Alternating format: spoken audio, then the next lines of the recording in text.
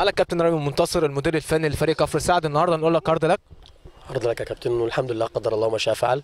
الحمد لله الفرقه النهارده عملت اللي عليها. اتخطفنا في اول 5 دقائق، في هنقول قله خبره من اللعيب بتاعنا، كرة في ظهره، اللعيب في ظهره وبيزقه، فالحمد لله قدر الله ما شاء فعل. شايف فريق كفر سعد الشوط الثاني غير كيان اللقاء وقدر يتعادل وقدر يوصل للمرمى منصوره. حاجه جميله الحمد لله. التغييرات اللي احنا عملناها، عملنا تغييرين، واحد في نص الملعب واحد في الباك الشمال، وطلعت الباك الشمال بتاعي خليته هاف.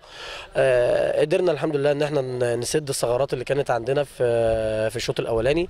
الرجاله ادوا اللي عليهم، سوء توفيق، وانت شفت يمكن كوره انفراد تام، ده كان قدام المرمى لوحده خالص، كان قتل الماتش، بس قدر الله ما شاء فيها الكوره كده، انت عارف بقى غالب مغلوب يعني. كفر سعد لسه على المنافسه الحمد لله، احنا لاخر نفس احنا هننافس، ما لسه الحمد لله لسه جاي لنا الدور الثاني.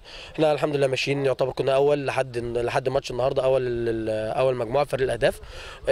كده هيبقى المنافسه كلها بقى انك لازم تعوض في الماتشين اللي انت اتغلبتهم بره، ان هم جايين لك الماتشين، المنصوره جاي للمنصوره وجاي للجامعه، الاثنين جايين لعندي، فان شاء الله التعويض موجود ان شاء الله وما فيش حاجه. فرقتك من الكوبوه دي برضه؟ فرقتي فرقه كبيره طبعا، صغار كبار، وطول عمري بقول النهارده للمركز الاول ده حاجه كبيره. وهقول لحضرتك حاجه، كفر سعد الاسم غير معروف للناس، بعكس نادي المنصوره، بعكس نادي دمياط، بعكس نادي الشرقيه، بعكس نادي البيس، بنعاني احنا. كفر سعد بتعاني، الحمد لله الناس اللي معانا مجلس الاداره بيصرف من جيبه الشخصي، مش بيصرف بدعم من حد ولا حاجه، بيصرف من جيبه الشخصي. الحمد لله قدرنا نلم لعيبه وقدرنا نعمل الفرقه.